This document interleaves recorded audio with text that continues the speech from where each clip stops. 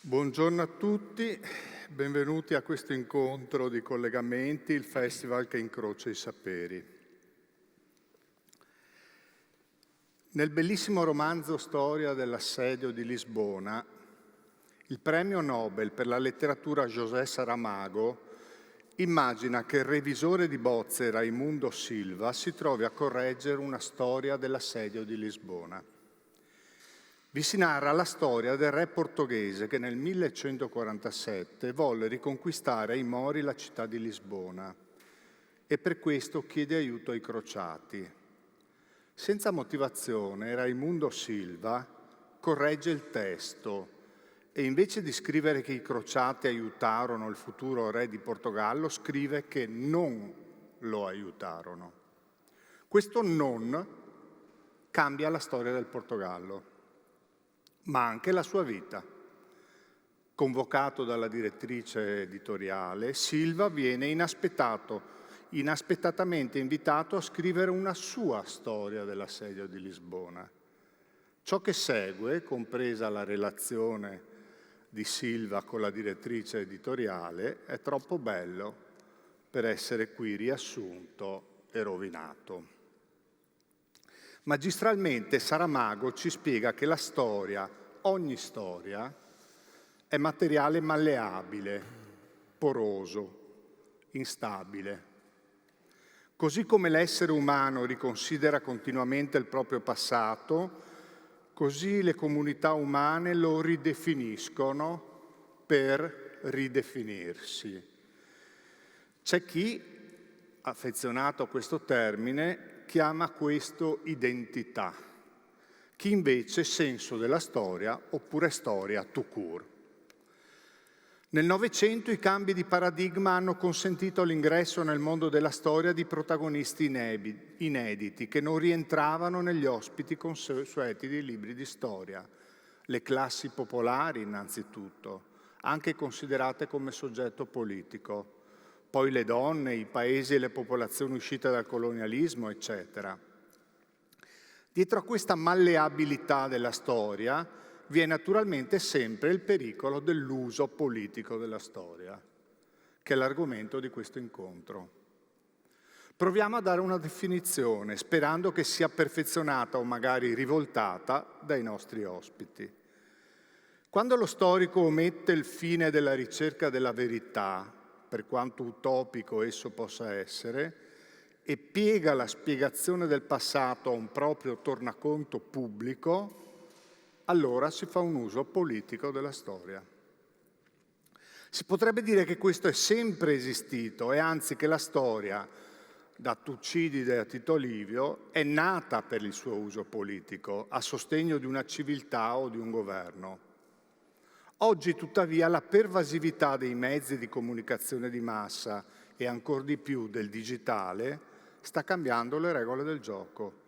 Sta cambiando il senso, la percezione e forse anche la funzione della storia. Proveremo a parlare di tutto questo con i nostri ospiti, che presento. Francesca Borri è giornalista, che leggiamo e conosciamo bene, non ama definirsi giornalista di guerra, però ahimè per lei e soprattutto per il mondo leggiamo soprattutto le sue corrispondenze dai paesi dove ci sono guerre. Daniele Vicari è uno storico del cinema, regista, sceneggiatore, documentarista, lo ricordiamo per molti film e anche per qualcosa di difficilmente definibile ma che è rimasto in mente a tutti, Diaz, Don't Clean Up This Blood. E poi Davide Conti, che è un amico di Udine, ha pubblicato per Forum, l'editore di Udine, sull'uso pubblico della storia, è uno storico, un ricercatore storico che si è dedicato a molti temi difficili del Novecento e della storia italiana soprattutto. Ecco, ho qualche domanda per voi, ma naturalmente avete ampio margine di divagare, magari se facciamo un dialogo un po' più ritmato, forse può essere interessante per il pubblico al quale magari lasceremo un breve spazio alla fine per qualche domanda. La mia prima domanda è molto generale, perché mi interessano i vostri diversi punti di vista, diversi come è l'impostazione voluta dal festival, quello di incrociare i saperi. E cioè la mia impressione è che in Italia al giorno d'oggi in realtà ci sia una forte domanda di storia, che la storia penetri, filtri attraverso tutta una serie di mezzi di comunicazione. Ci sono televisioni, canali dedicati, festival dedicati, cosa che fino a pochi anni fa non c'era. La storia gode di buona fama al giorno d'oggi in Italia oppure no? Mi permetto di cominciare da Francesca Borri, che così ci dà subito il suo punto di vista. Dall'unica che non vive in Italia, però, ma a Kabul. Ma assolutamente la storia è un'arma, quindi è tra l'altro una delle armi più potenti. Quindi, soprattutto per una corrispondente di guerra, si comincia sempre da un libro di storia. E quindi ora in Italia naturalmente negli ultimi mesi magari questo è un po' più visibile, però è sempre stato così, perché poi magari ora è più visibile perché abbiamo la destra al governo, no? E quindi diciamo che la stampa è un po' più attiva di prima, però assolutamente. Io sono arrivata ieri da Jenin, quindi israeliani e palestinesi, e quando sono arrivata all'aeroporto al Ben Gurion a Tel Aviv, c'era una specie delle foto appese, una lunga striscia, la storia di Israele in immagini, no? E io credo che forse il conflitto tra israeliani e palestinesi, la questione palestinese è per eccellenza l'esempio, no, di che cos'è la storia, dell'uso politico della storia, proprio non c'è esempio migliore, no?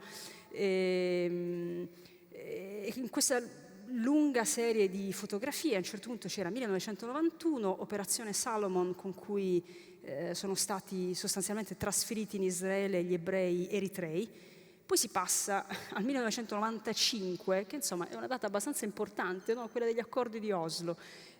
Non c'è Arafat. C'è un'immagine del re di Giordania, che è un'immagine corretta perché tecnicamente gli accordi furono firmati con la Giordania, però colpisce, no?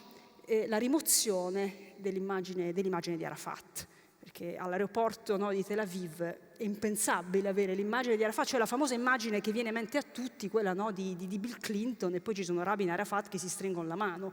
Quell'immagine non c'è, perché non devono esserci naturalmente i palestinesi in alcun modo. Questa cosa qui, io ho cominciato dal Kosovo onestamente, quando studiavo all'università a Firenze, e fui spedita alla nostra ambasciata, che all'epoca era semplicemente una sezione distaccata dell'ambasciata a Belgrado, perché il Kosovo non era uno Stato. E la prima cosa che ho studiato è stata la storia del Kosovo, no? Tra serbi e albanesi, la disputa chi è arrivato prima, no? Che è un po' quello da cui abbiamo cominciato quando è iniziata la guerra in Ucraina. Quindi l'Italia ora ha la destra al governo, e quindi è ovvio, no?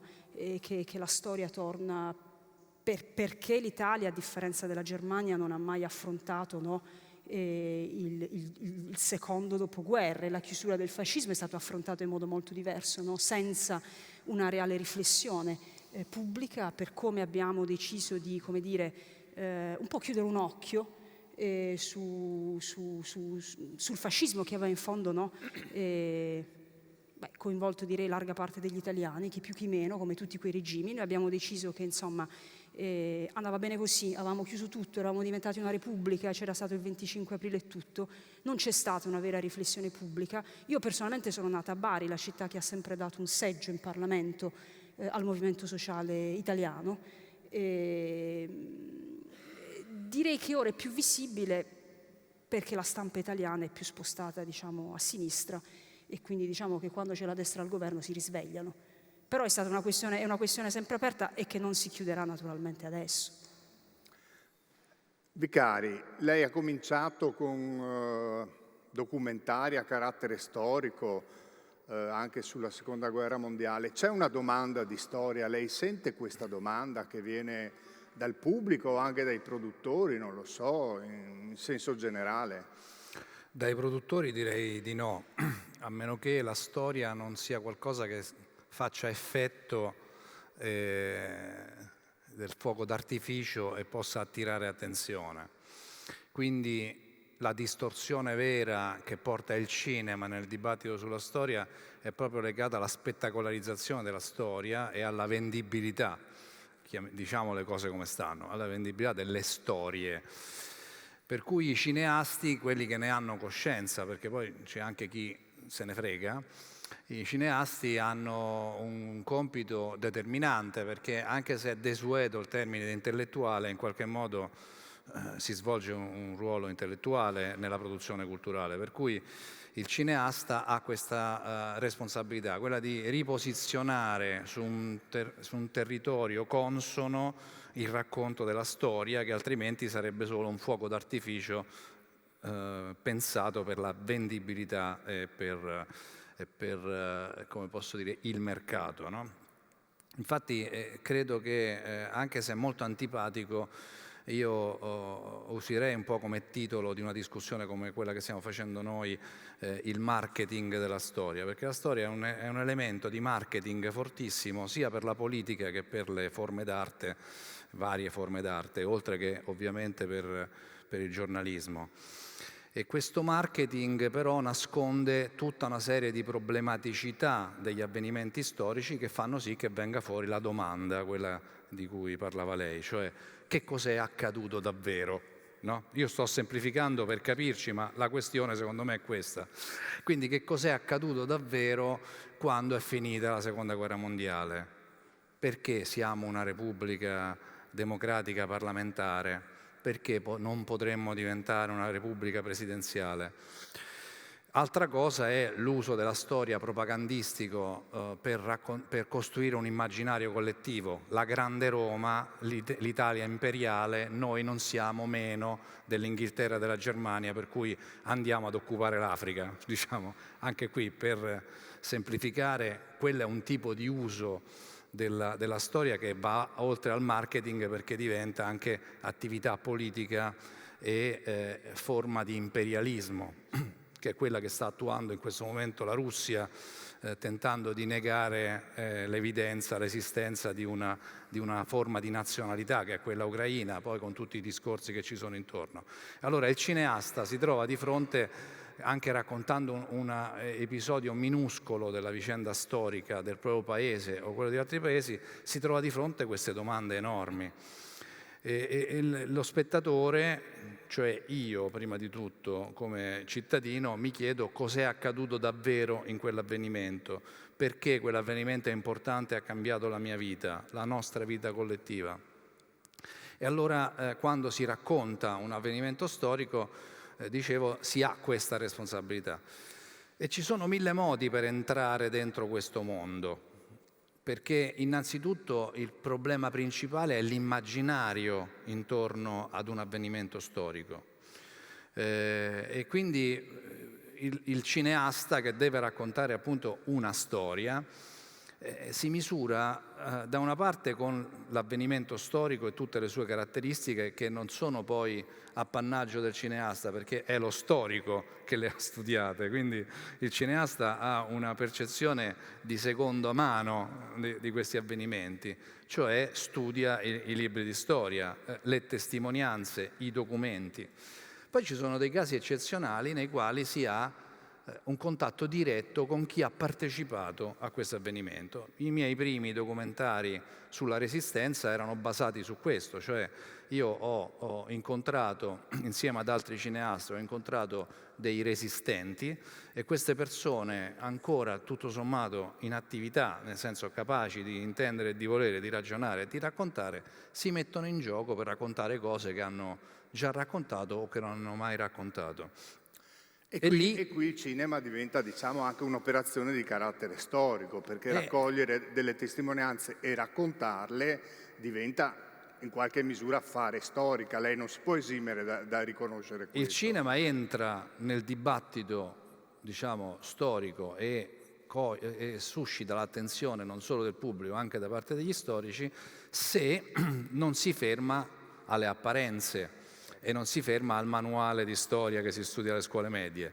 Allora, per esempio, io incontro una partigiana, cosiddetta definita staffetta, che non ha mai voluto nella sua vita raccontare cosa le è successo a Reggio Emilia, in una fortezza che era un carcere dove venivano interrogate le staffette per sapere quali fossero i movimenti partigiani.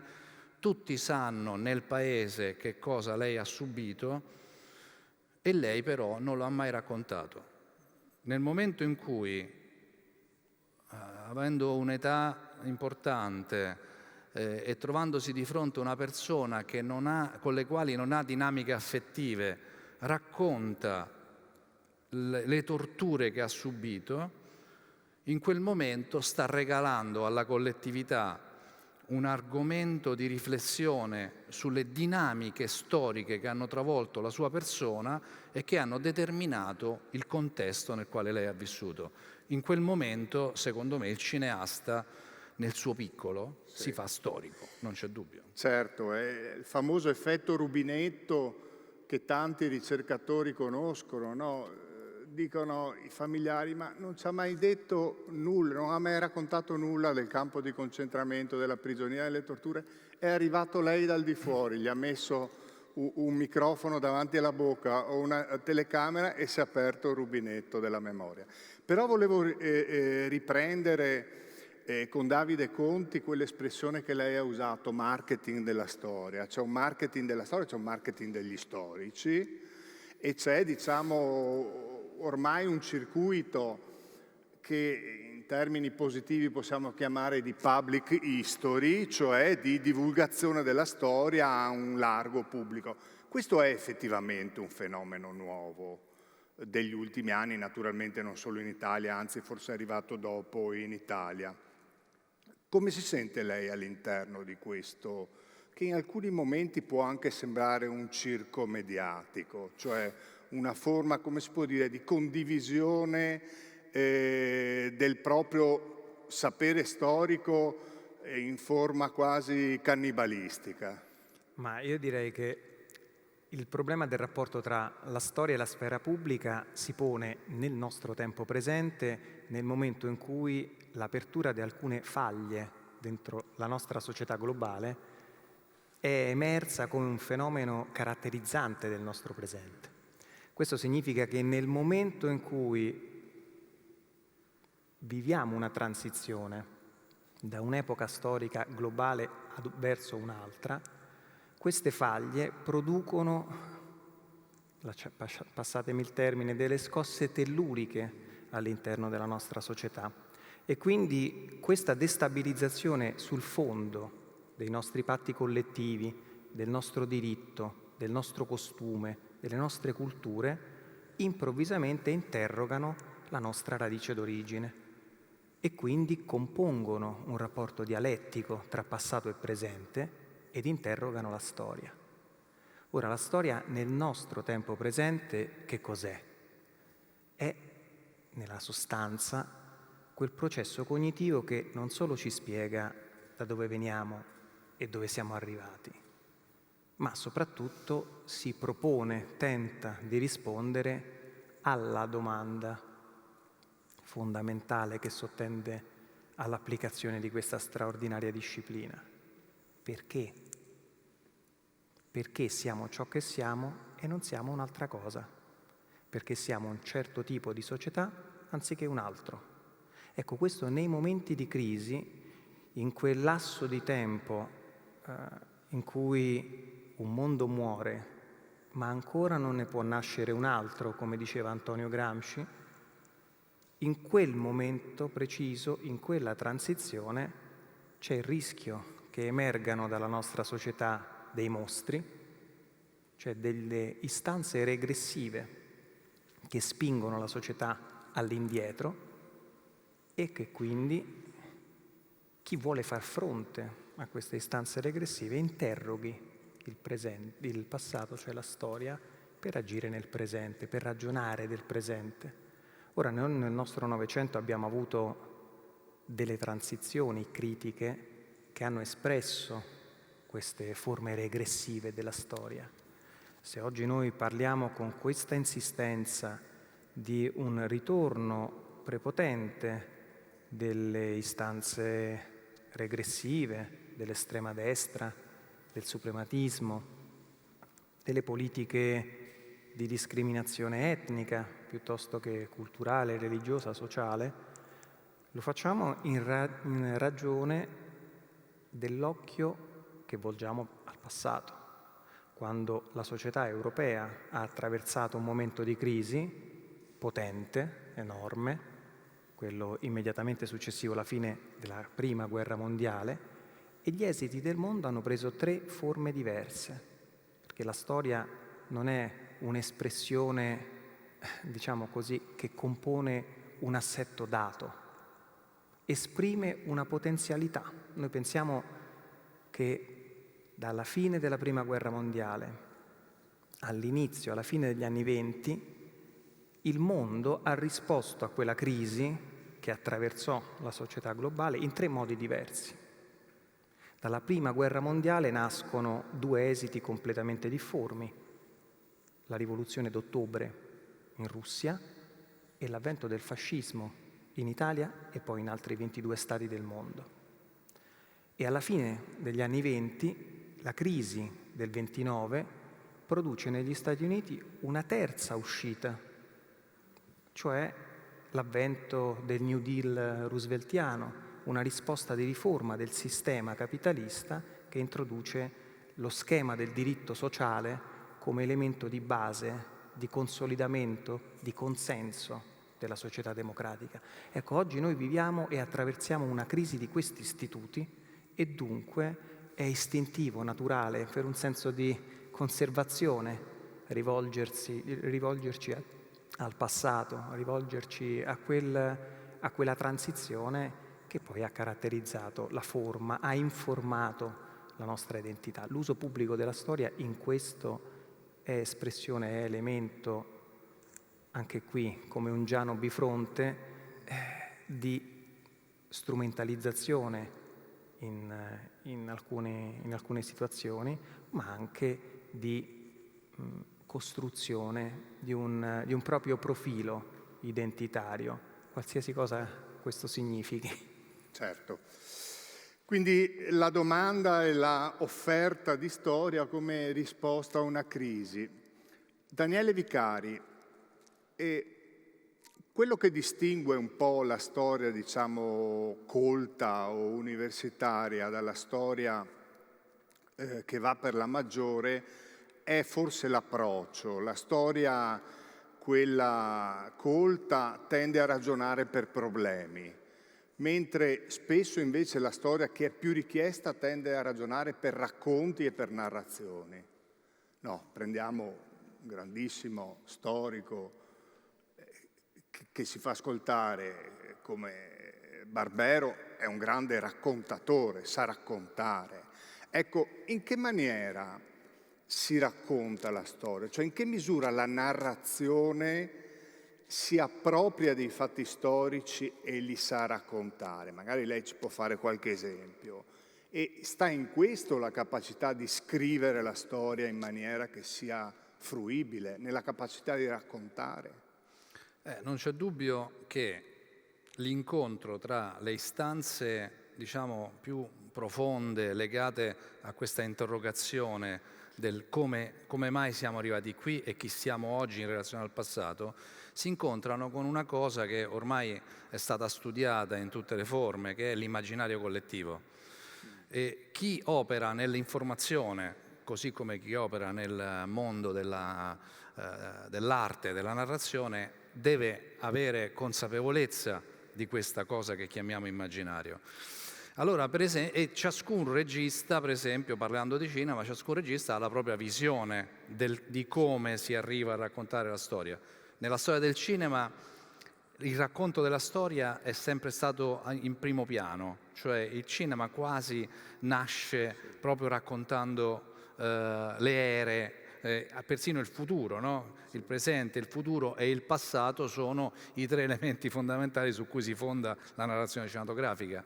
E quindi questa esigenza, questa urgenza da parte del cineasta di interpretare un'epoca storica e sostanzialmente che si cala nel presente, perché noi cineasti siamo storici del presente, non siamo storici del passato, non siamo in grado, non abbiamo gli strumenti dello storico, ma abbiamo gli strumenti della narrazione da mettere in campo.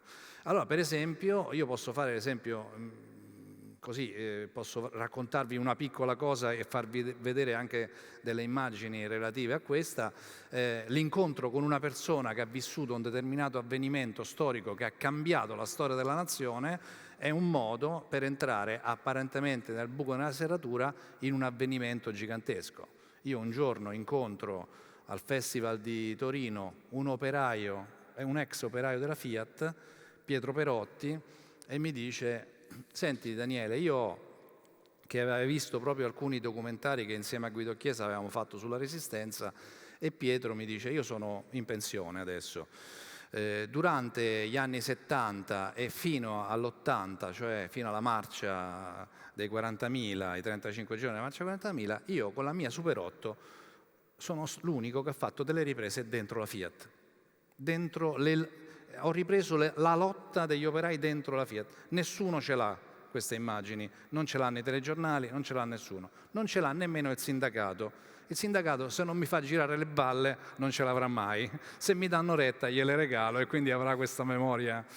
E allora vi faccio vedere solo l'inizio di questo film che trovate su YouTube, che abbiamo realizzato ormai moltissimi anni fa, nel 1999, che dice subito questo, quello che vi sto dicendo.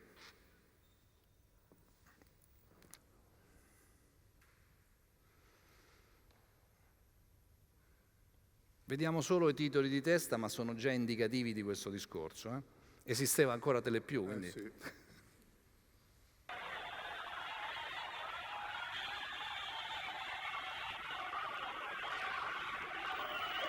L'idea di Pietro Perotti.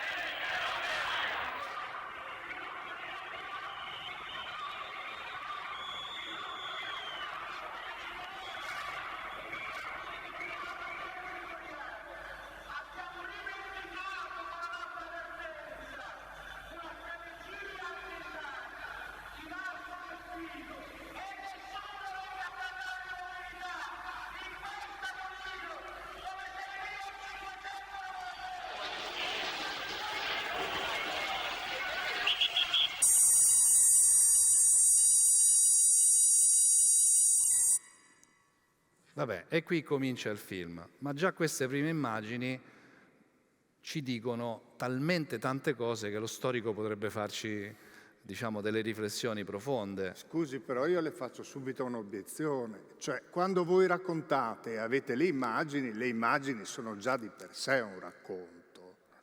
Cioè, già mostrare queste immagini è già, come potremmo dire, una sceneggiatura di per sé senza toccare nulla. È su questo il vostro... No, esattamente il problema che noi abbiamo di fronte è esattamente questo, è come interpretarle queste immagini. E quindi la storia, in termini di narrazione cinematografica, nasce da questa domanda: che cosa significano queste immagini? E la prima cosa che significano queste immagini ha a che fare con il punto di vista di chi le ha riprese, che è una persona che è interna a questa vicenda che stiamo per raccontare. Questa persona si è fatto storico del presente in qualche modo, perché si è fatto carico ha messo in gioco il proprio stipendio per comprare le bobine e riprendere le lotte degli operai all'interno della Fiat. Qui non ci siamo ancora arrivati, ma nel film ci arriveremo a raccontare cosa è accaduto dentro la fabbrica. Perché è così importante il punto di vista di Pietro Perotti? Infatti noi nei titoli glielo riconosciamo, l'idea di questo film è di Pietro, non è di Daniele Vicari o Guido Chiesa. È Pietro Perotti che ha urgenza di raccontarci questa storia perché si è fatto storico del presente, cioè ha documentato le lotte, dal suo punto di vista ovviamente, le lotte operaie all'interno della Fiat. Semplicemente la risposta a come facciamo a raccontarlo è questa. Noi, attraverso la testimonianza di Pietro, diretta attraverso le sue immagini e attraverso la raccolta di tutte le altre testimonianze che poi comporranno questo puzzle di vicende che descrivono un passaggio storico determinante nella storia italiana, dal periodo taylorista, fordista a quello post-fordista, che è una spaccatura, una profonda nella storia dell'Occidente. Raccontando questa microstoria raccontiamo il periodo storico che poi ha portato l'Italia ad essere ciò che è. Perché come si concluderà questa narrazione? Con l'estromissione dal processo produttivo di chi ha raccontato questa storia. Allora il regista deve stare molto attento a manomettere, a manipolare questa vicenda, perché potrebbe raccontare una cosa piuttosto che un'altra, ma l'interpretazione attenta di ciò che vedete rappresentato in queste immagini consiste, dà il fondamento alla serietà dell'operazione, insieme al fatto che questa operazione non può essere fatta senza gli strumenti dell'analisi storica. Noi abbiamo avuto anche dei consulenti che ci hanno in qualche modo guidato nella interpretazione del conflitto sindacale, rispetto a come si stava trasformando la fabbrica, la Fiat, in Italia in quegli anni lì. E quella vicenda è la base di come posso dire, di un periodo storico che si apre alla fine del 1980 e arriva fino ai giorni nostri, che è quel processo che noi chiamiamo deindustrializzazione. Ecco, non vado oltre, ma bastano queste parole per dire che questa micronarrazione apre uno squarcio sulla vicenda storica del Paese. Assolutamente. Francesca Borri, lei prima, nel suo primo intervento, ci ha buttato lì, ci ha fatto un antipasto e ci ha fatto venire un sacco di fame, considerando tutte le cose che ha citato. Che relazione c'è tra raccontare le difficoltà di paesi difficili e la conoscenza storica di questi paesi, la conoscenza della storia di questi paesi?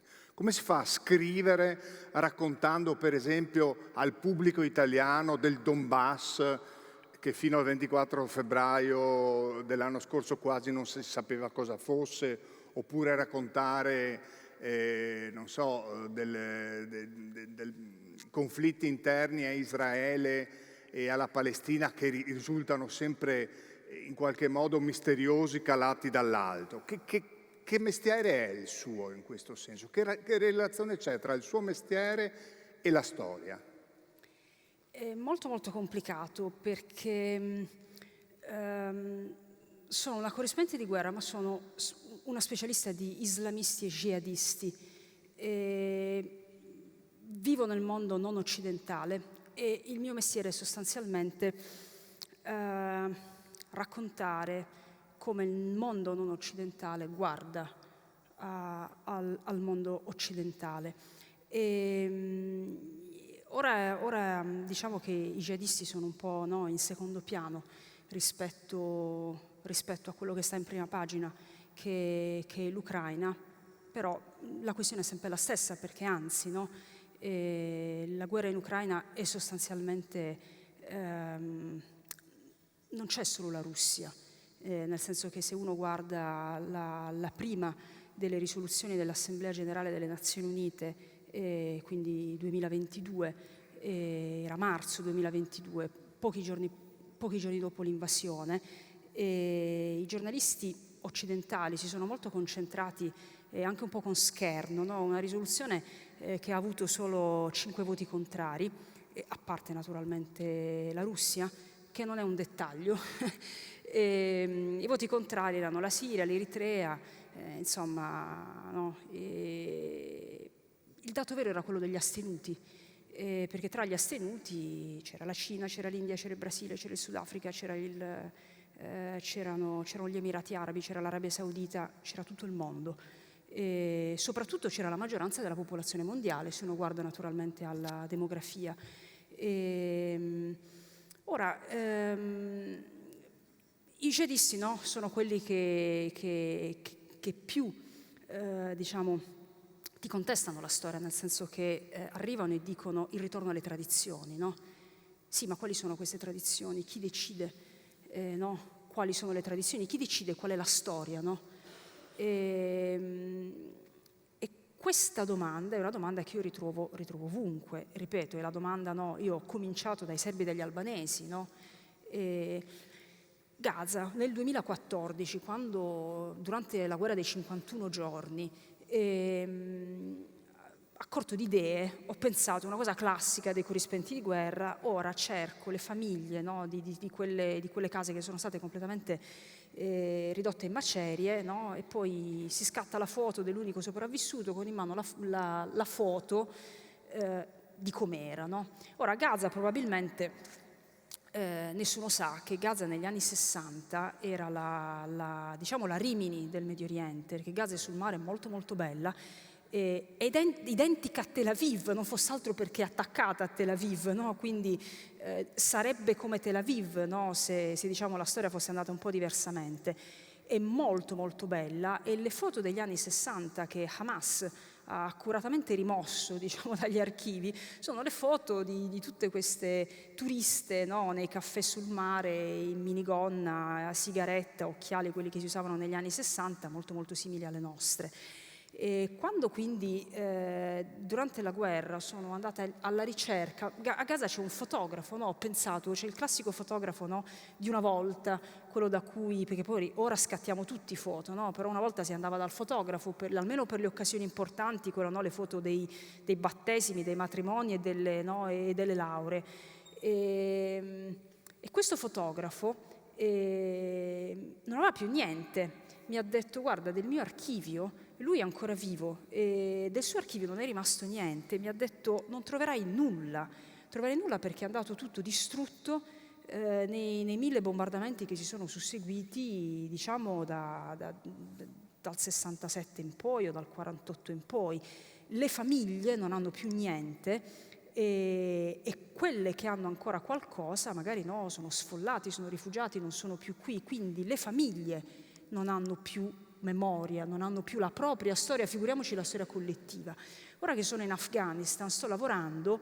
L'Afghanistan è il paese, chi lo direbbe, l'Afghanistan è il paese in cui è nata la Lonely Planet, perché negli anni 70 era la tappa principale dell'Hippie Trail, che essendo un viaggio, diciamo, abbastanza psichedelico, aveva la sua tappa principale naturalmente, no, al paese dell'oppio. E quindi la Lonely Planet nasce fondamentalmente con una guida dell'Afghanistan, no? Quindi ho recuperato queste vecchie guide e i vecchi diari, che sono i diari degli hippie fondamentalmente americani ed europei, e con questi diari sto andando non solo città a città, ma caffè a caffè, ristorante a ristorante, hotel a hotel, a vedere che è successo, no? Ora, io la storia così come viene ricordata, diciamo vagamente, data la quantità di hashish dagli hippie, diciamo che i diari non sono molto dettagliati. A me interessa sapere gli afghani, no? Ora, l'età media in Afghanistan è 19,4 anni, il che vi dice anche qualcosa su, no, la classica domanda dei giornalisti ai talebani: ma siete diversi da come eravate 20 anni fa? 19,4 anni. E trovare un sessantenne in Afghanistan, dove sostanzialmente si muore giovani perché le condizioni di vita, insomma, sono abbastanza dure, e tu arrivi e non trovi nessuno che si ricordi gli anni 70. La storia non esiste. Ora, l'Afghanistan non è, diciamo, un'eccezione, perché quindi materialmente la storia viene fisicamente distrutta e non c'è. Un altro problema che è quello che si vede in Siria e in Iraq, perché in Iraq, nel Kurdistan iracheno, c'è tra l'altro un gruppo straordinario che viene dall'Università di Udine, che è quello, no, di Daniele Morandi Borakossi, che io ho incrociato in questo gruppo di archeologi.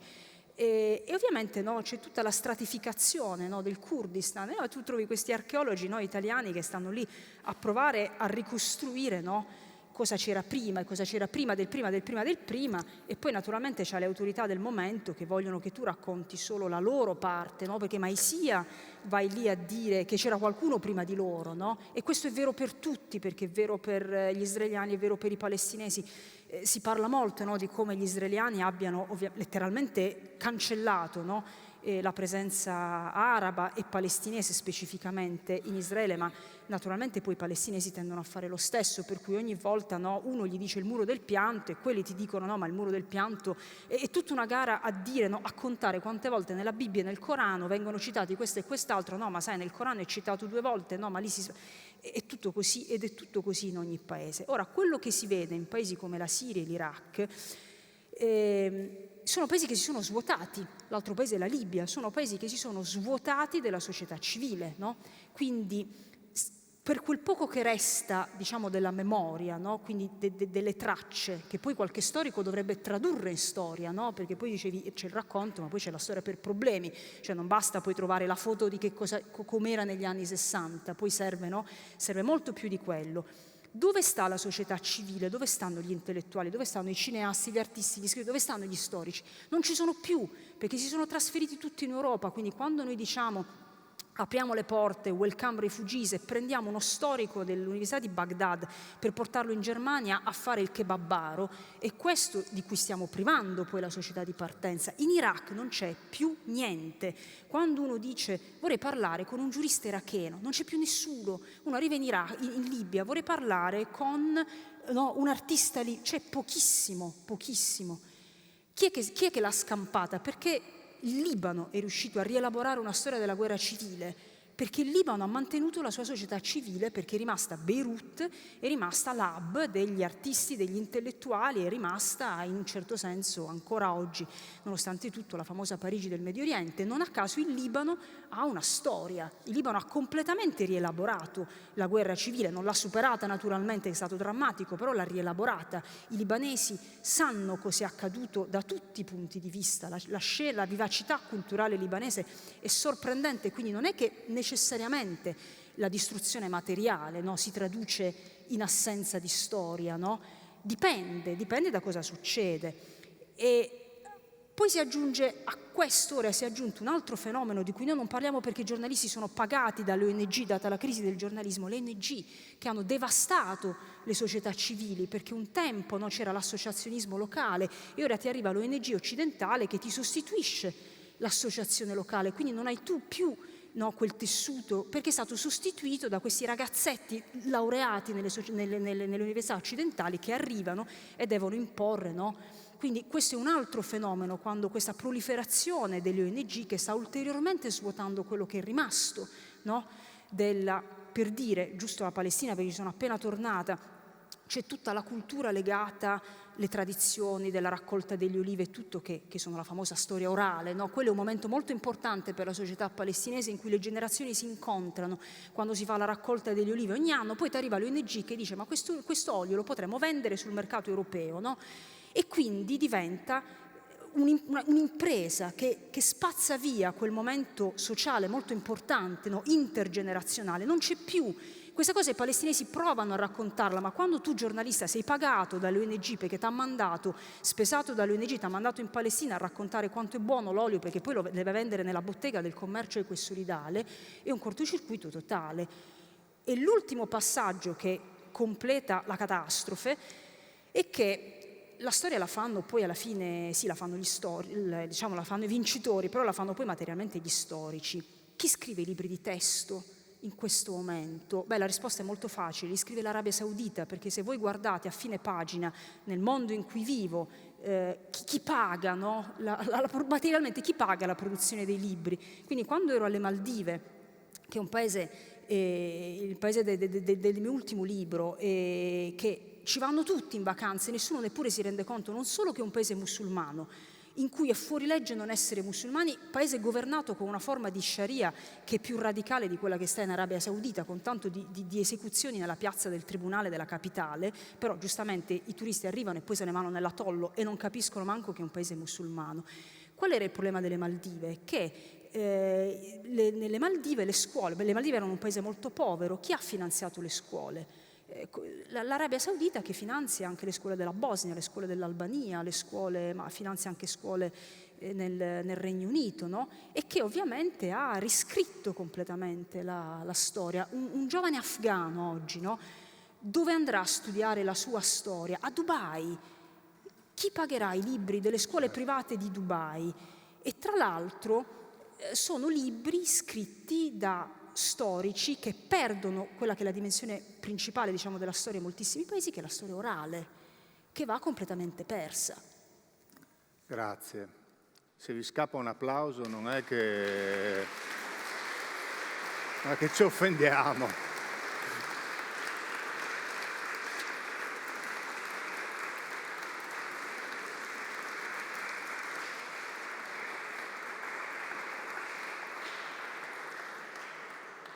Davide Conti, torniamo un po' qua, anzi torniamo proprio in Friuli Venezia Giulia. Negli ultimi 20-30 anni assistiamo in Italia a un fenomeno, a una sorta di guerra della storia, no? Una guerra, cioè una storia costruita più da una parte alla quale si risponde con dei colpi di una storia costruita dall'altra parte. Quando abbiamo visto la giornata della memoria e subito dopo, qualche anno dopo, abbiamo visto la giornata del ricordo, abbiamo avuto tutti l'impressione che fosse una mossa più tattica che strategica. Qui in Friuli le cose si avvertono abbastanza chiaramente. C'è una sorta di contrapposizione di date, ma anche di monumenti. La foiba di Basovizza contro la risera di San Sabba. Ecco, io so, lei ha scritto su questo, dobbiamo andare avanti in questa maniera, e questa è la maniera per ricostruire, per lottizzarci il nostro passato. Si ricorda quella canzone di Giorgio Gaber, Cos'è di destra, la doccia di sinistra, il bagno di destra, ecco. Cioè, sarebbe da ridere se non fosse abbastanza mortificante per un paese ricostruire il proprio passato su questa base. Sì, a dimostrazione del fatto che appunto non dobbiamo allontanarci molto da noi per vedere come l'uso pubblico della storia a proposito dell'intervento degli Stati sia un elemento fondante della nostra memoria collettiva. Noi abbiamo ormai un calendario della memoria pubblica che sembra fatto più per dimenticare piuttosto che per ricordare. Costruisce cioè una selezione di elementi su cui la demarcazione, diciamo così, valoriale produce una torsione della storia. Facciamo qualche esempio molto rapido, insomma. Noi abbiamo il 27 gennaio, che come tutti sapete è la giornata della memoria e che celebra l'arrivo nel campo di Auschwitz-Birkenau dell'esercito dell'Armata Rossa. Ora, quella giornata è una giornata celebrata a livello globale, ma la storia appunto serve anche come formazione pedagogica delle comunità. E dunque la Francia, che non ha dato i natali al fascismo, che non ha promulgato le leggi razziali nel 1938, che non ha combattuto la guerra a fianco di Hitler, che non ha riempito i vagoni piombati di esseri umani per la deportazione nei campi di sterminio, ha scelto, insieme al 27 gennaio, di celebrare la data che ricordi i crimini della comunità francese collaborazionista della Repubblica di Vichy il 16 luglio, giorno del rastrellamento anti-ebraico di Parigi. Quasi 10.000 ebrei parigini rastrellati dalla polizia politica fascista francese e deportati nei campi di sterminio. Quando in Italia, il paese che invece ha dato i natali al fascismo, che lo ha esportato in 22 altri stati del mondo, che ha promulgato le leggi razziali, che ha discriminato antifascisti, ebrei, omosessuali, zingari, sinti, rom, testimoni di Geova, diversamente abili, asociali. Ecco, questo paese ha proposto in questo paese, qualche deputato ha proposto in Parlamento di istituire sul modello francese una giornata della memoria che ricordasse i crimini del fascismo del nostro paese, con voto, come si diceva all'epoca, bipartisan. Il nostro paese ha bocciato questa mozione e nel nostro immaginario collettivo la giornata della memoria ricorda un carro armato russo che entra in un territorio di Stato polacco e rompe il reticolato di un campo di sterminio tedesco. L'elemento italiano semplicemente è sparito, non c'è più. Passano pochi giorni e il 10 febbraio celebriamo, sempre con voto bipartisan, la giornata del ricordo. Si vorrebbe in quel giorno ricordare le vittime delle violenze sul confine italo-jugoslavo che incredibilmente, anche nella lettera grammaticale della legge, viene definito confine orientale, tradendo già nella grammatica un italocentrismo nella lettura dei fatti storici che dovrebbe mettere in allarme chi approccia allo studio del passato. Ora, quella giornata vorrebbe ricordare le vittime che generalmente vengono sintetizzate con il termine foibe. Ora, la ragione dei fatti, l'intelligenza della storia ci racconta che le violenze sul confine italo-jugoslavo si manifestano nel settembre-ottobre del 1943, quando dopo la proclamazione dell'armistizio l'esercito italiano sbanda dai territori occupati della ex Jugoslavia e quindi si produce in quei territori quella che gli storici chiamano una jacquerie contadina, una rivolta spontanea che fa tra 400 e 500 vittime e che viene sedata dalla rioccupazione rapida dei territori da parte della Wehrmacht nazista. Il secondo elemento, il secondo episodio di violenza si ha a maggio del 1945 nel quadro della risalita dal sud al nord del paese dell'Esercito Popolare di Liberazione Jugoslavo e si colloca nel contesto della resa dei conti della guerra totale, perché tale è stata la Seconda Guerra Mondiale. E quella violenza, che è una violenza più strutturata, fa tra 4.000 e 5.000 vittime. Ora, se, in ragione dei fatti storici, avessimo voluto ricordare quelle vittime, avremmo dovuto scegliere una giornata in settembre per le foibe del 43 o in maggio per le foibe del 45. Invece la giornata del ricordo viene istituita e celebrata il 10 febbraio, che con le foibe non c'entra niente, ma in cui ricorre un anniversario molto importante. In quel giorno, nel 1947, la delegazione italiana, guidata da Alcide De Gasperi, Presidente del Consiglio, firma a Parigi il trattato di pace che chiude anche diplomaticamente la Seconda Guerra Mondiale, cioè il più grande massacro di massa della storia moderna dell'umanità, che ai noi l'Italia ha contribuito a scatenare. Ora, all'epoca, quando De Gasperi rientra in Italia e chiede al Parlamento di ratificare quell'accordo, a considerare quel trattato un diktat, a chiamarlo così, a considerarlo una mutilazione del territorio nazionale, erano solo le memorie di una piccola, sparuta parte della comunità nazionale italiana, i reduci di Salò, i fascisti, che quella guerra avevano scatenato e per fortuna perduto. Oggi quella memoria è diventata memoria di Stato e il 10 febbraio viene rovesciato lo status dei soggetti storici in campo. Si trasformano cioè gli italiani che il 6 aprile del 1941 hanno invaso la Jugoslavia e che lì hanno compiuto crimini contro l'umanità. Saranno oltre 1.000 i nostri alti ufficiali iscritti nelle liste dell'ONU come criminali di guerra da processare in una mancata Norimberga italiana alla fine del secondo conflitto mondiale. Uomini che si sono macchiati di stupri di massa, rappresaglie indiscriminate sulla popolazione, torture sui partigiani, deportazione. Nella sola Lubiana, su 360.000 abitanti, 36.000 saranno i morti censiti alla fine del conflitto, il 10% della popolazione. Significa che in ogni famiglia slovena è presente un lutto per mano italiana. Ebbene, il 10 febbraio gli italiani che il 6 aprile del 1941 hanno invaso la Jugoslavia diventano le vittime e contestualmente gli aggrediti jugoslavi diventano i carnefici. è l'utilizzo di quello che gli storici chiamano il paradigma vittimario, che rovescia il corso e l'intelligenza dei fatti.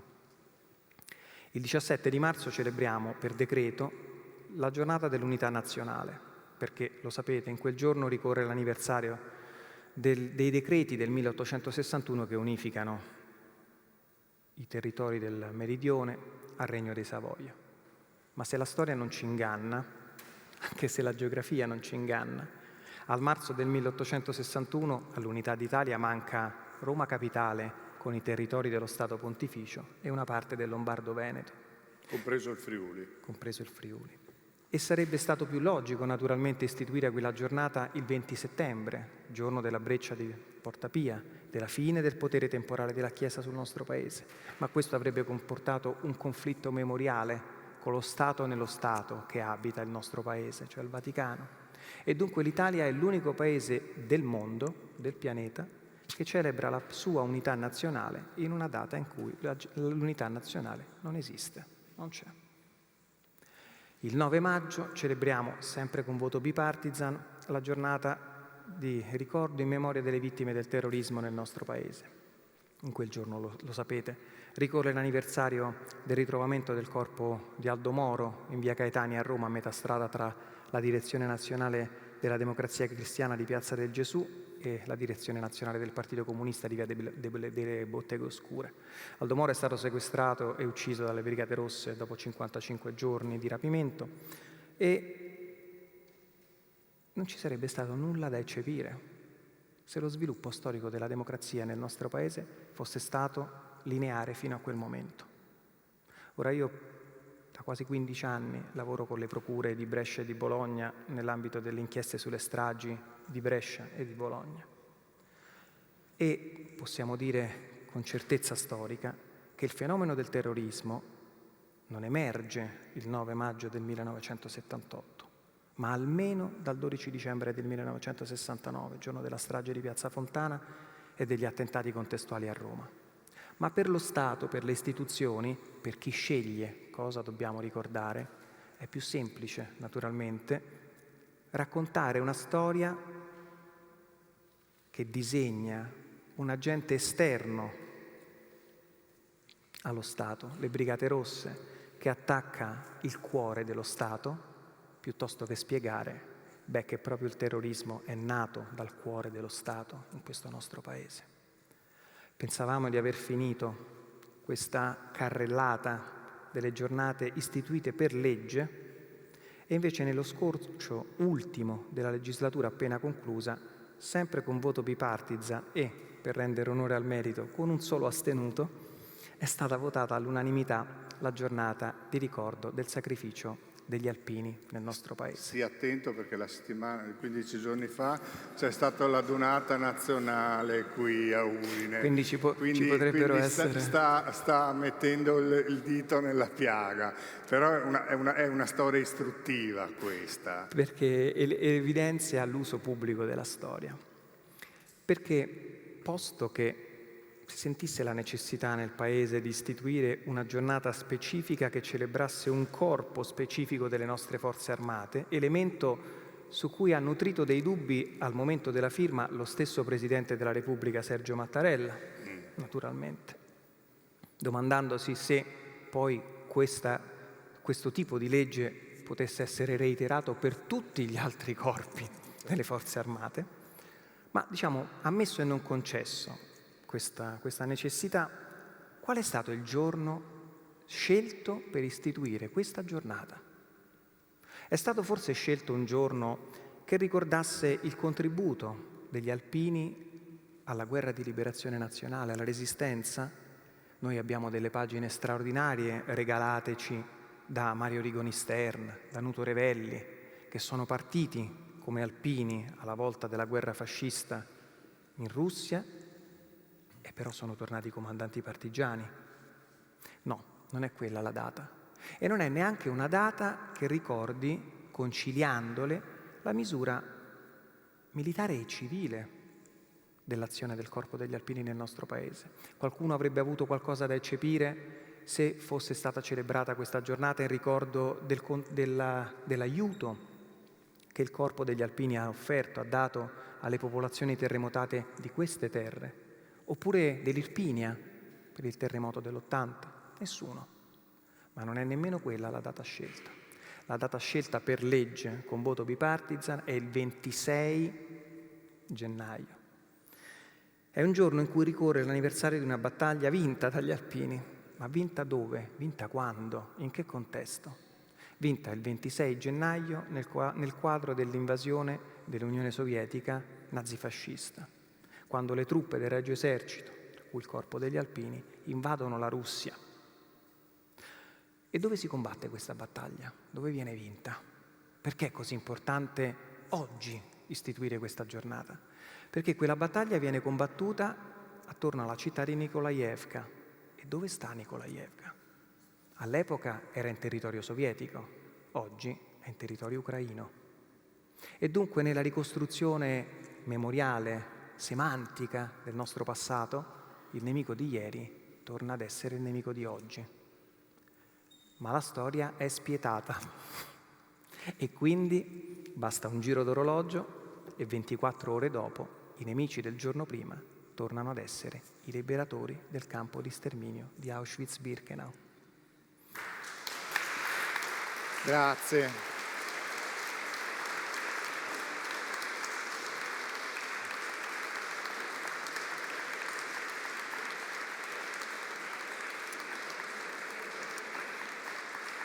Allora, un ultimo giro di domande, magari risposte un po' più brevi, così lasciamo spazio al pubblico. Daniele Vicari, non c'è un pericolo a dar la parola, a mettere il microfono davanti alla telecamera ai protagonisti della storia, di rendere la storia in qualche maniera certamente più vicina a chi la guarda, però a, come si può dire, farsi coinvolgere emotivamente dalla personalizzazione della storia? Questo lo avvertite voi quando fate il lavoro di entrare nella vita delle persone inquadrandole? Beh, assolutamente sì, c'è questo pericolo ed è per questo che torno a dire che la funzione del narratore è una funzione, deve essere una funzione critica, perché se è semplicemente un'entità che registra una testimonianza, questa testimonianza ha valore documentale, non c'è dubbio, ma inserita in un contesto narrativo può avere un significato piuttosto che un altro.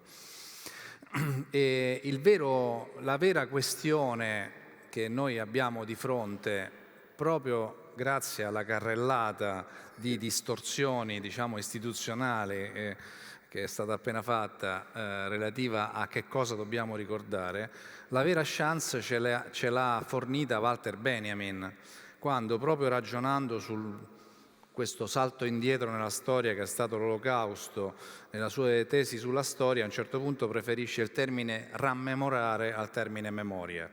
Ecco, io per esempio sono sempre stato un fiero oppositore di questo termine, del termine memoria, perché la memoria è non solo contendibile, ma è anche istituzionalizzabile in maniera molto rigida.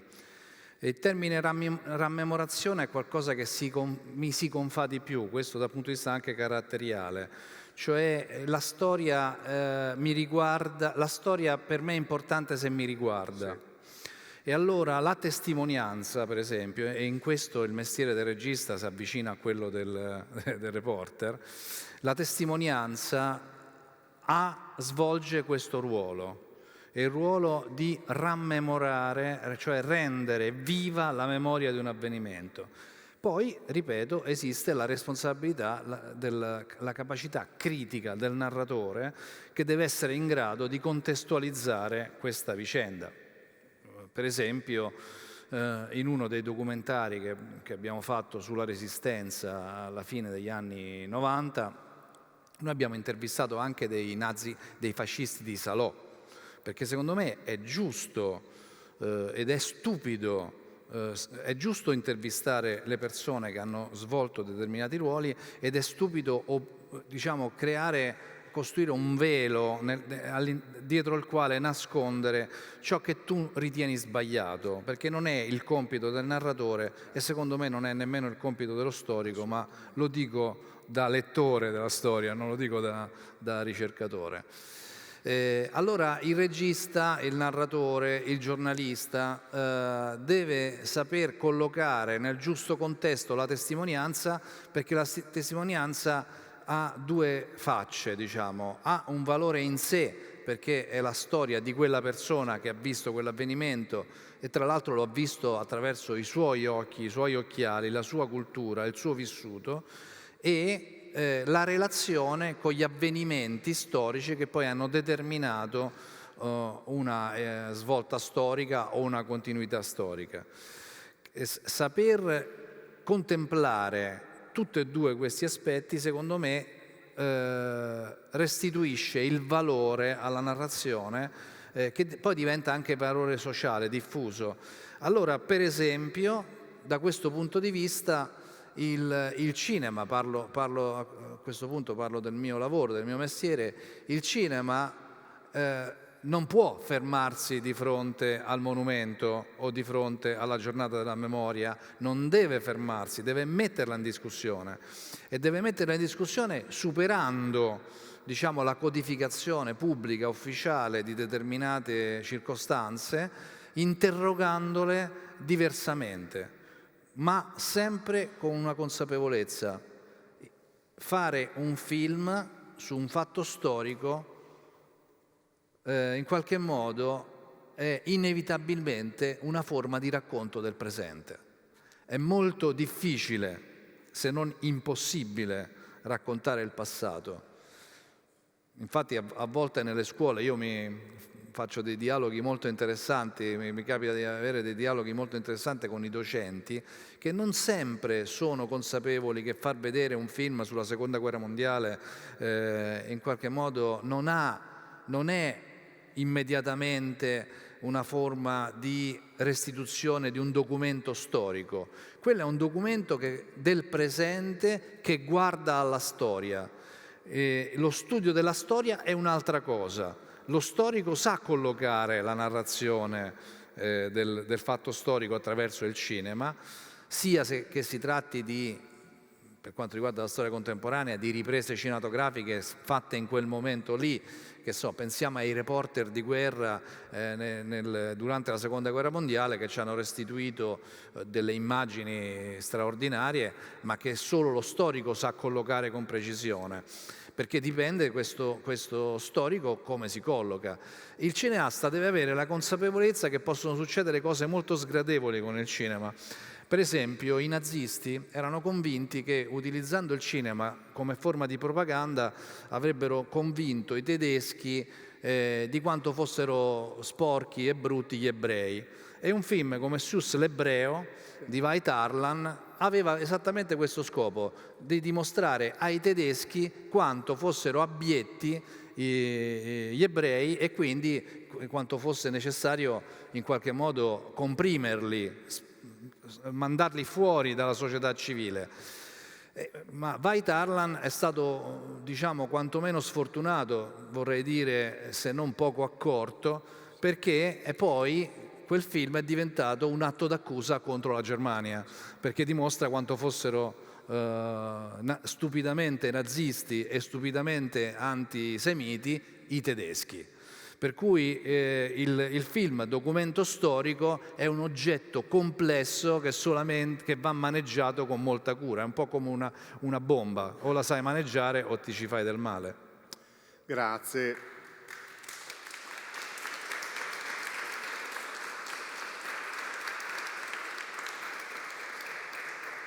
Io insegno molto modestamente didattica della storia ai futuri insegnanti di storia e faccio dei predicozzi contro l'uso di Schindler's List come, diciamo, sostituto di ogni tipo di lezione e di ragionamento. No, basta mettere il video e si è risolto. Francesca Borri, la distanza. Gli storici hanno, come si può dire, il mito della distanza dei fatti storici. Un reporter invece, come diceva Erodoto, va sul posto a vedere, però va sul posto e la distanza scompare, cioè come si pone lei di fronte al fatto di essere coinvolta emotivamente dal punto di vista delle relazioni personali, perché naturalmente per esempio con quelli che vi assistono al vostro lavoro voi avete delle relazioni molto forti in momenti molto difficili. Ecco, come riuscite a inventarvi una distanza quando la distanza non c'è? Il giornalismo è tutta una questione di giusta distanza, sta tutto lì. E non è così difficile come sembra, nel senso che in realtà all'inizio, soprattutto quando sei appena arrivato e soprattutto quando magari sei un corrispondente di guerra, perché la guerra continua ad esercitare un po' una fascinazione. Io dico sempre che ora in Ucraina, cioè voglio dire, è andato persino Giletti. Il vero corrispondente di guerra detesta la guerra, ma proprio detesta la guerra, perché quando uno sta nella sua vita sotto bombardamento, ma sotto bombardamento vero, che non significa la guerra in Ucraina adesso, che è una guerra convenzionale, con le trincee, i bunker dell'epoca sovietica, un lusso. La guerra vera dovete andarla a vedere in Siria, in Libia, in Afghanistan, in Iraq. Dopodiché ti passa la voglia di inviare armi a chiunque, anche quando stai dalla parte, diciamo, dei più deboli, quelli che vorrebbero ricevere le armi. La giusta distanza non è così complicata, nel senso che all'inizio, quando arrivi per la prima volta, non so, a Ramallah, ma è ovvio che ti schieri con i palestinesi, no? È ovvio. Quindi per i primi 6 mesi, per i primi 12 mesi, stai dalla parte dei palestinesi, dopodiché dopo i primi 12 mesi inizi a capire quello che i palestinesi chiamano la doppia occupazione, no?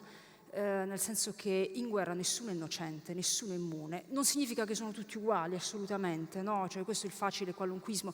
C'è una bussola molto chiara, no? Che è il diritto internazionale, quindi basta, voglio dire, ricordarsi sempre che il diritto internazionale, che non è neutrale, eccetera, eccetera, che è espressione, premesso questo, il diritto internazionale è molto chiaro sull'Ucraina, sulla Palestina, sulla Siria, sull'Iraq, sull'Afghanistan, è sempre molto chiaro.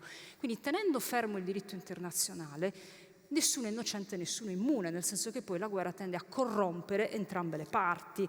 Per cui un esempio, voglio dire, molto concreto, la storia che sto scrivendo ora, che sarà su Repubblica nei prossimi giorni, Nablus. Nablus ha questi ragazzini di 16 anni armati, che differentemente da Jenin, che invece è il centro della resistenza un po' più strutturata, sono proprio ragazzini, quindi proprio manipolati chiaramente da Hamas.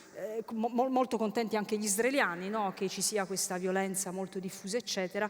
Ora, quando un civile, uno che passa per strada, viene ucciso durante un raid dagli israeliani, colpito per caso, i palestinesi, Hamas, Fatah, Islamic Jihad, subito stampano i famosi manifesti funebri, che non sono stampati dalle famiglie, anche qua forse sarebbe utile raccontarlo, noi lettori, non sono stampati dalle famiglie, sono stampati dai partiti, e subito piazzano il loro logo per dire: questo non è morto perché era un passante, questo era uno dei nostri, no? Perché così è esattamente l'equivalente di quello che fanno gli israeliani quando ammazzano qualcuno per sbaglio a un checkpoint, dopodiché piazzano un coltello per terra e scattano una foto e dicono: ma stava per accoltellarmi. Le due parti, dopo un po', le due parti tendono a diventare uguali in questo, no? Quindi la giusta distanza in realtà è solo questione di tempo, cioè quando uno vive, io personalmente quando dicono sei una corrispondente di guerra, non so se è quella, la mia caratteristica è che io vivo con quelli di cui scrivo. Possibilmente sto con i più poveri dei poveri, perché è lì che si vede la guerra, che sono quelli che hanno proprio tutto da perderci. E dopo un po', sostanzialmente dopo un po' vedi che entrambe le parti si perdono, che è quello che accadrà anche all'Ucraina, perché non si è mai vista una guerra che dura più di 6 mesi, 1 anno, 2 anni e non sfalda completamente la società.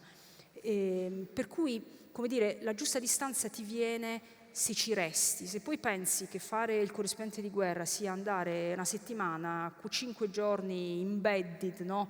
No, non è quello, è un altro mestiere. Capisco che sia molto bello potersi definire corrispondenti di guerra, quindi a molti fa piacere, però è un mestiere in cui siamo in pochi, in realtà, molto, molto pochi. Quindi rispetto a quelli che vedete siamo molto, molto di meno. E la giusta distanza, tra l'altro, tecnicamente si raggiunge lavorando non nelle bolle dei giornalisti stranieri, no? Perché c'è sempre l'hotel in cui stanno tutti insieme, che tra l'altro è un perfetto come dire, obiettivo per i bombardamenti, no? C'è anche un libro adesso su questi hotel che non a caso sono stati presi di mira uno a uno, uno a Sarajevo, uno a Baghdad, uno a Gaza, no? Sono perfetti. La giusta distanza si raggiunge, io personalmente scrivo, il fotografo è sempre un fotografo locale. Il fotografo straniero dovrebbe avere come writer uno locale, perché così da quello locale tu hai una conoscenza assoluta, ma solo dallo straniero hai il distacco necessario. Non è così complicato, si parla molto, no? La crisi del giornalismo, io penso che sia anche in larga parte una crisi dei giornalisti. Certo. Davide Conti, chiudiamo con lei, dopo se c'è qualche domanda lasciamo la parola al pubblico. C'è una distanza anche per gli storici difficile da raggiungere. Come diceva Daniele, prima in fin dei conti quando parliamo del passato parliamo sempre del presente, o partiamo o addirittura parliamo in realtà del presente. Mark Bloch diceva che non c'è, che l'oggettività della storia non esiste, ma esiste l'onestà degli storici, nel dire al limite io la penso così, che tra l'altro per gli insegnanti è la manna dal cielo, perché più sicuro di dire ogni tanto come la si pensa. Ecco, lei lo avverte questo problema? C'è la possibilità di farsi coinvolgere? Come lo gestisce lei questo tipo di filtro rispetto anche alle proprie idee, alle proprie opinioni e quant'altro? Lei ha citato un maestro, quindi Mark Bloch, di fronte ad un monumento della storia, al maestro di tutti noi, ci alziamo soltanto in piedi per rendere omaggio. Non esiste la storia oggettiva, non c'è un'oggettività della storia. La storia procede per tentativi, sperimentazioni, verifiche, revisioni. Esiste però il criterio del ragionamento storico, della ricerca storica e dunque dell'intelligenza della storia, così come di qualsiasi altra scienza. L'uso pubblico che si fa della storia tende ad inficiare questo elemento, questo fattore, e a riprodurre dei meccanismi di trasmissione del sapere che naturalmente non derivano dalla stratificazione, che è l'altro elemento fondamentale che rende indipendente la storia, è la stratificazione nel tempo del sapere.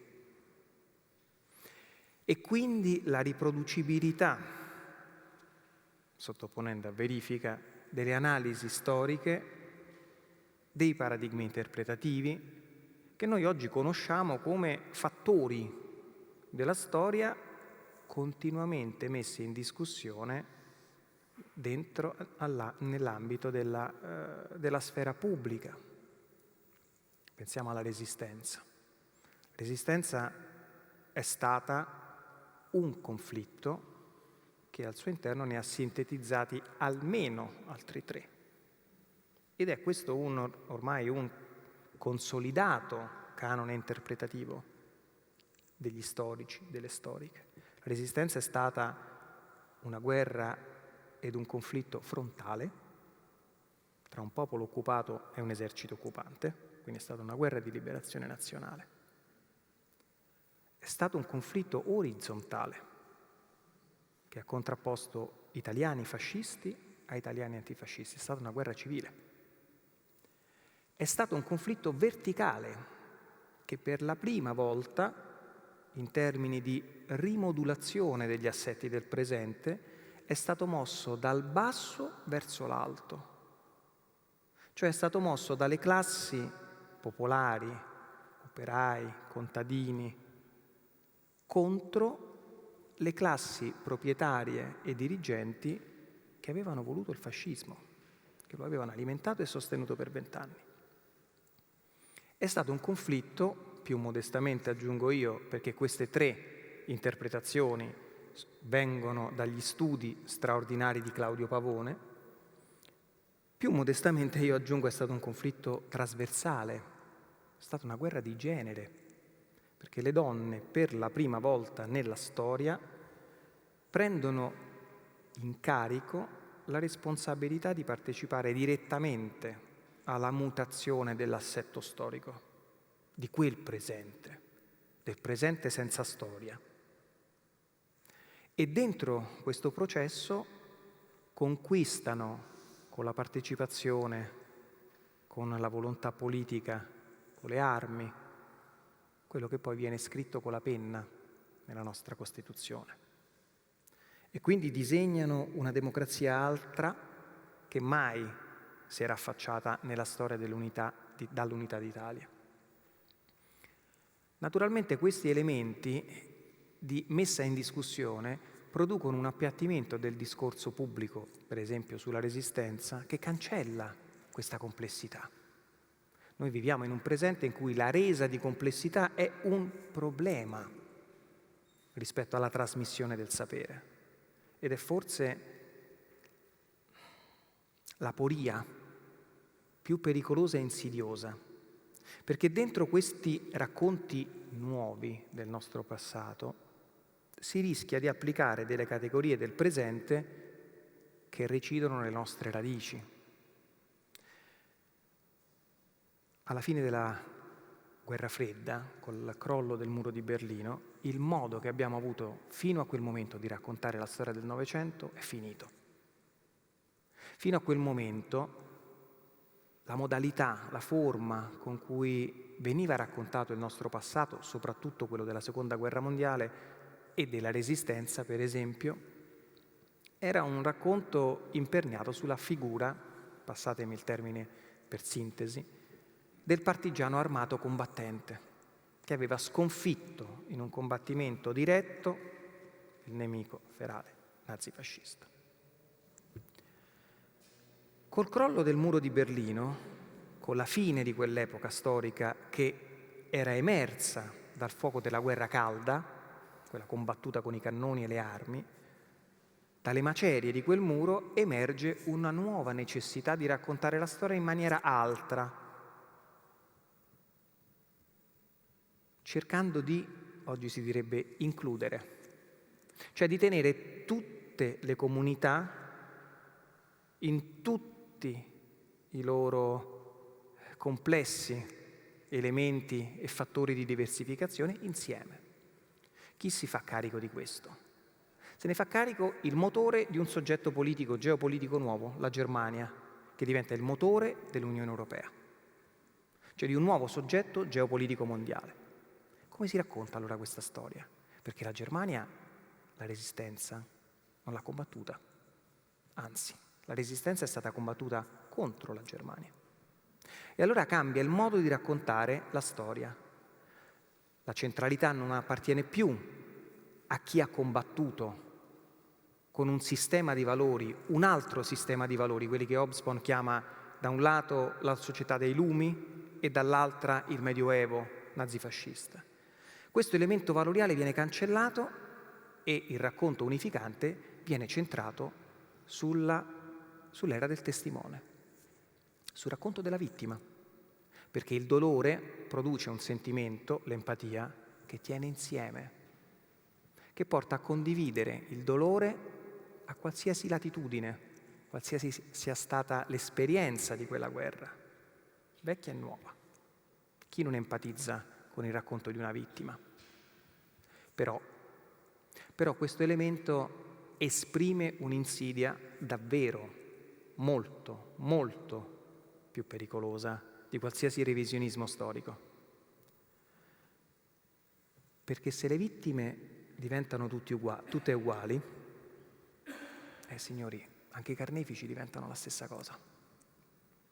Laddove il revisionismo, pur spingendosi, non è riuscito ad ottenere il risultato della parificazione, il paradigma vittimario del dolore riesce. Se le vittime sono tutte uguali, anche i carnefici sono tutti uguali. Se la Shoah e le foibe sono la stessa cosa, anche chi ha ucciso nella Shoah e nelle foibe sono la stessa cosa. Significa quindi recidere la nostra ragione dello stare insieme. E non è una cosa futuribile che potrà avvenire, è già successa. Il 19 settembre del 2019 il Parlamento europeo, con un voto a larghissima maggioranza, oltre 500 deputate e deputati, ha votato una cosiddetta risoluzione per la memoria storica europea, che equipara nazismo, nazifascismo e comunismo, organizzando quindi un parallelo che agglutina sotto l'ombrello della categoria politologica del totalitarismo i due elementi, due fattori che si sono in maniera dirimente combattuti dentro il cuore del Novecento. Cioè si sottolinea l'equipollenza del nazifascismo con il corpo maggioritario del movimento internazionale pluralistico antifascista e antinazista. Significa in sostanza che provano a raccontare che se a Stalingrado fosse passata la Wehrmacht, i destini dell'umanità sarebbero stati gli stessi, i medesimi. Sappiamo che non è vero, ma appunto l'uso pubblico della storia diventa un plasmare la nostra memoria del presente, appunto un presente senza storia. Grazie.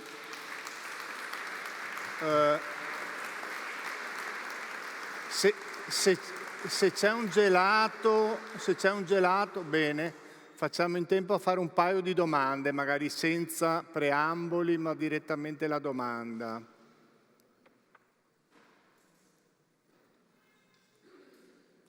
Su, coraggio.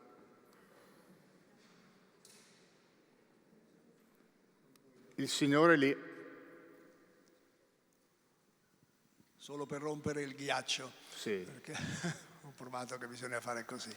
Mi chiedevo, in relazione al fenomeno che si sta imponendo o comunque sviluppando sempre più, scusate la mia pronuncia inglese che non è chiaramente perfetta, della cancel culture. Ecco, che rapporto può esserci tra cancel culture e uso politico della storia? Cioè, per caso è anch'esso un uso politico della storia?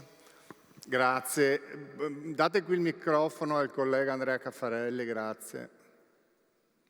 Raccogliamo 3 domande, abbiamo 3 ospiti, siamo in piena teoria domenicana qua, nel senso dei predicatori domenicani. Telegrafico come impone il moderatore. Le insidie del quantitativo. Non ci avete parlato dell'utilizzo del dato e dei dati nel processo di ricostruzione storica, soprattutto in riferimento all'uso strumentale dei dati. Grazie. Porca, questa è una domanda specialistica. Un'altra terza domanda? Questo dei dati vi ha stroncato tutti quanti, va bene, grazie. Una domanda per Daniele Vicari, riguardo a quella, partendo dal suo spunto sulla storia lo sguardo che ci appartiene, che ci riguarda, e alla sua lettura della storia, delle storie che arrivano fino all'oggi dal suo film Orlando, che racconta veramente proprio dei fenomeni quasi sociologici, antropologici, e anche nel romanzo che racconta l'assassinio di Morganti, e quindi anche nel traghettare su media diversi il suo sguardo di regista, di raccontatore di storie e di storia. Volevo solo Grazie. Allora, Vicari, magari risponde lei sulla cancel culture e i dati, qua li lasciamo allo storico. Prego, Daniele. Ma proprio questa situazione che stiamo descrivendo attribuisce un'importanza, e qua viviamo una contraddizione all'apparenza insanabile, proprio questa complessità, questa situazione che si è determinata, questa caduta di barriere interpretative, chiamiamola così, che hanno fatto sì che durante la guerra fredda fosse abbastanza chiaro per tutti per tutti noi che siamo qua, chi era dalla parte giusta della storia e chi era dalla parte sbagliata. Proprio tutto questo e proprio il fatto che il mondo intero oggi, al di là di tutti i discorsi antropologici sul relativismo culturale, il mondo intero oggi si fa presente, per cui raccontare la storia europea diventa fallimentare proprio se non la relazioniamo con la storia di tutto il mondo, e questo rende il mestiere dello storico particolarmente difficile, ma anche il mestiere del narratore particolarmente difficile. Figuriamoci quello del cronista, che si trova in un punto dove tutto questo esplode fisicamente con dei bombardamenti.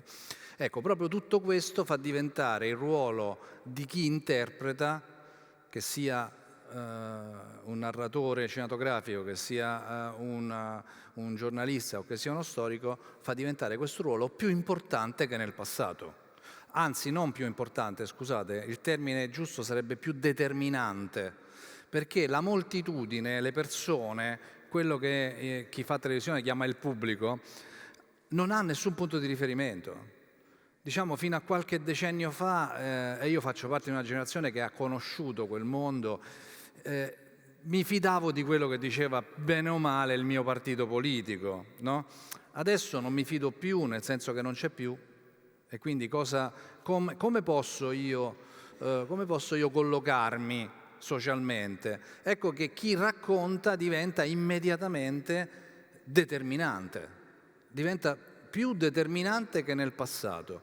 Il paradosso è che siamo squalificati, nel senso che il mestiere di chi interpreta, che sia lo studioso, che sia il regista, narratore, che sia giornalista, è squalificato da questi processi storici. Però a questo punto si tratta di fare una battaglia culturale, secondo me. Questa nostra è una battaglia culturale in piena regola. Quando gli stalinisti cancellarono dalle fotografie i loro nemici interni, cominciarono quel processo storico a cui si faceva riferimento. Non è che nasce oggi l'idea di cancellare un pezzo della storia, nasce con la tecnologia, ma probabilmente anche precedente la tecnologia contemporanea. Nel momento in cui io non nomino il mio nemico, non lo considero, mi faccio sorprendere dalla sua reazione. Quindi per esempio il discorso che noi oggi possiamo fare sul potere o sui poteri è particolarmente importante nell'uso pubblico dei dati. Vi faccio solo un esempio e mi fermo qua. Noi tutti i giorni discutiamo dell'invasione degli stranieri in Italia, tutti i giorni. Sono 30 anni che le campagne elettorali si fanno sull'invasione degli stranieri in Italia, e questi qua ci invadono e arrivano. Questa cosiddetta invasione è servita anche per trasformare lo Stato, per cui noi, costruendo dei luoghi reclusivi con leggi che portano nomi di persone di sinistra, ex Presidenti della Repubblica, Turco, Napolitano, abbiamo costruito un percorso di internamento per persone che non hanno compiuto alcun reato, e avevamo l'illusione che questa cosa si fermasse a loro. Oggi lo stato di eccezione lo abbiamo accettato tutti. Quindi oggi stiamo cominciando ad accettare l'idea, anzi l'abbiamo già accettata, di una verticalizzazione del comando sociale. Allora, tutti questi processi hanno un unico nemico: chi studia. Chi studia e racconta ciò che studia. Chi si informa e racconta ciò che ha scoperto. Chi vive determinate cose e dice: guardate che, attenzione, non succede esattamente ciò che ci stanno raccontando. Che cosa non ci raccontano sulla questione dell'immigrazione? Non ci raccontano un fenomeno che secondo me è sconvolgente e ha a che fare col film che veniva citato poco fa, con questo mio ultimo film, Orlando. Cioè, noi, parlando dell'invasione, facciamo finta di non sapere, non ci raccontiamo il fatto che l'Italia in Europa è il paese che perde più abitanti in assoluto. Ogni anno dall'inizio degli anni 2000 a oggi, mediamente l'Italia perde 100-120.000 abitanti e sono italiani che se ne vanno a lavorare fuori dall'Italia, alcuni fuori anche dai confini dell'Europa. È un'immigrazione interna che impoverisce incredibilmente il nostro Paese ed è un fenomeno che ci rifiutiamo di comprendere nella sua complessità, perché non è formato solo dai cervelli in fuga, come si scrive sui giornali economici, è formato da un sacco di gente che va a sfangarla altrove. E l'impoverimento, anche dal punto di vista del PIL del nostro Paese, deriva da questo fenomeno strutturale, ormai strutturale, di cui nessuno vuole farsi carico, ed è sconvolgente perché determina un cambiamento della struttura sociale, perché se ne vanno sostanzialmente i più giovani. E in 20 anni se ne sono andate quasi 2 milioni di persone. Roba da boom economico, non è che stiamo parlando di quisquilie, 2-3 mila persone. Ecco che l'uso pubblico dei dati, l'uso distorto della funzione, diciamo, della funzione interpretativa rende necessaria una battaglia culturale, che è quella che stiamo in qualche modo nel nostro piccolo e pacificamente facendo, raccontandoci le cose che ci raccontiamo oggi. Ha risposto praticamente a tutto, però se volete dire qualcosa sinteticamente, Francesca Borri, come voi giornalisti dite a noi storici quando ci intervistate, sinteticamente. Sulla cancel culture, io vivo tra i cancellati, quindi il problema è chi decide cosa cancellare, o per dirla con Bobbio, chi controlla il controllore. Quindi non è solo un tema, diciamo, i temi del primo mondo, dei diritti dei gay, no, personalmente un esempio ultimo, dicevo prima, la storia che leggerete su Repubblica, Nablus, non sarà Jenin, perché Jenin, che è il centro della resistenza palestinese, Jenin ha deciso non solo di tornare alla resistenza armata, ma ha deciso che la tattica migliore, lo strumento migliore è quello degli attentati suicidi. E tutta Jenin è compatta nel dire che questa è l'unica strategia possibile, l'unico linguaggio che Israele capisce è quello della violenza. Ora io sono una cronista, quindi io racconto quello che vedo. Abbiamo deciso che questa storia non sarà raccontata perché non bisogna dare una piattaforma a cose di questo tipo. Non sono io che decido, nel senso, alla fine, quale storia va in pagina e quale no. L'unica cosa che posso dire è che tanto a Jenin esploderanno comunque. Certo. Davide Conti, sinteticamente. Rapidissimamente, sulla cancellazione, diciamo sulla distruzione dei monumenti, io credo questo.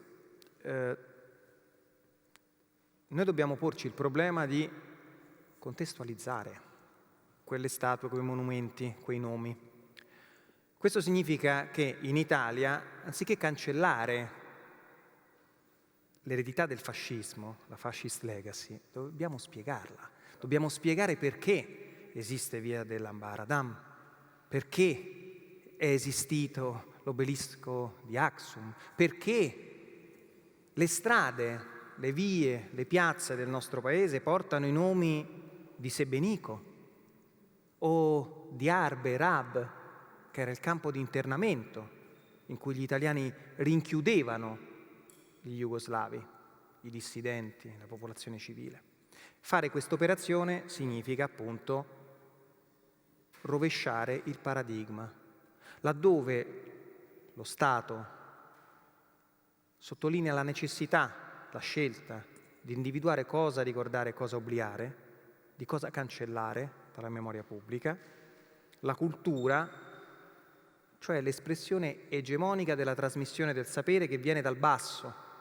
Noi oggi abbiamo nel rovesciamento di senso delle parole l'idea che l'egemonia culturale provenga dal vertice e ricada sulla società. Oggi noi abbiamo una storia nel nostro paese in cui la cosiddetta egemonia culturale si è mobilitata e si è conformata, si è informata come processo storico dal basso. quando quelle forze politiche, sindacali, sociali, che non avevano accesso ai mezzi di comunicazione, alle televisioni. Mi ricordo uno straordinario intervento di Parmilo Togliatti nella prima tribuna politica a cui partecipò. Era il settembre del 1960. Il segretario generale del Partito Comunista apre quella tribuna politica scusandosi con il pubblico perché, nonostante trasmissioni radio e successivamente trasmissioni televisive fossero, come diceva lui, in onda da alcuni decenni, per la prima volta il segretario politico del principale partito di opposizione aveva accesso dalla fine della guerra a un mezzo di comunicazione di massa. E perché questo era accaduto? Perché eravamo nel settembre del 1960 e Togliatti lo spiega bene.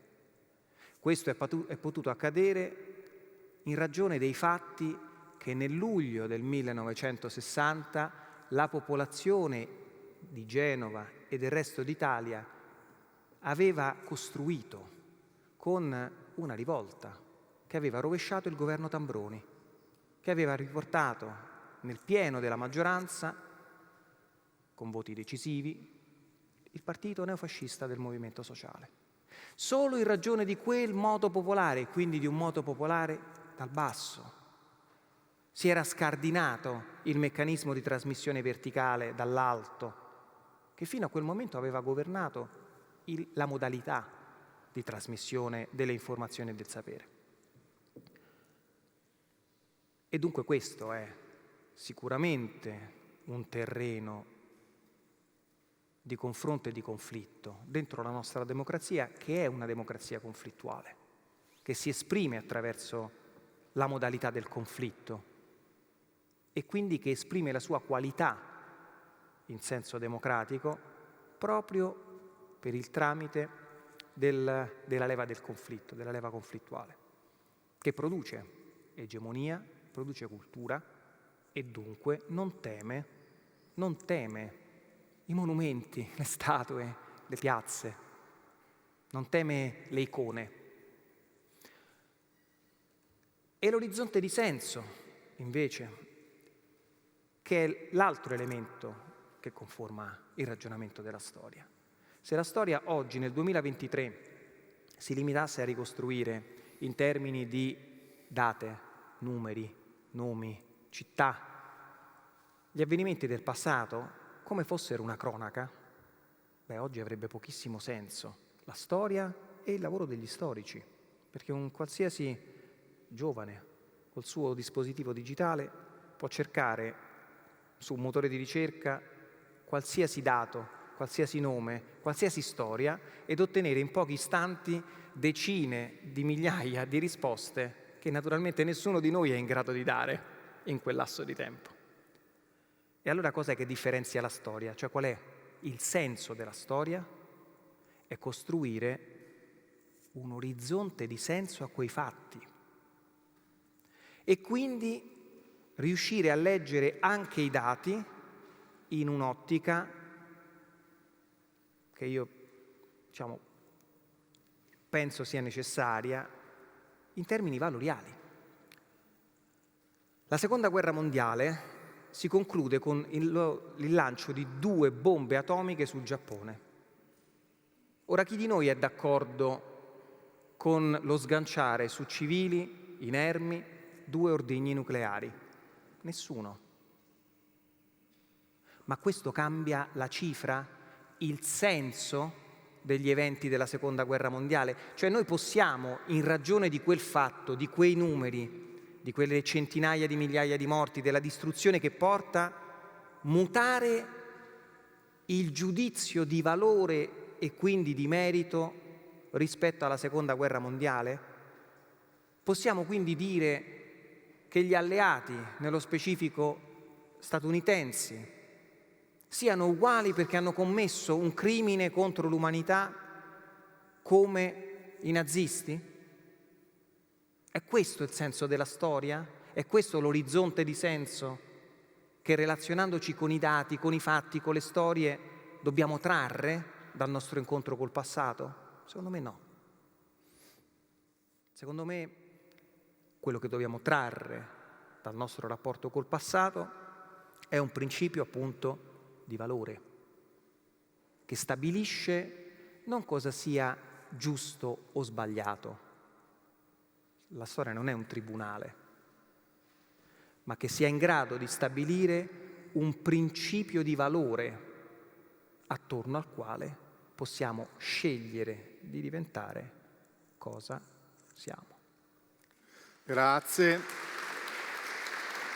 Abbiamo cercato di parlare di uso pubblico della storia. Certamente questo festival è un tentativo di un uso pubblico dell'Università degli Studi di Udine, che è a disposizione del territorio per riflettere e per ragionare. Daniele Vicari, Francesca Borri e Davide Conti.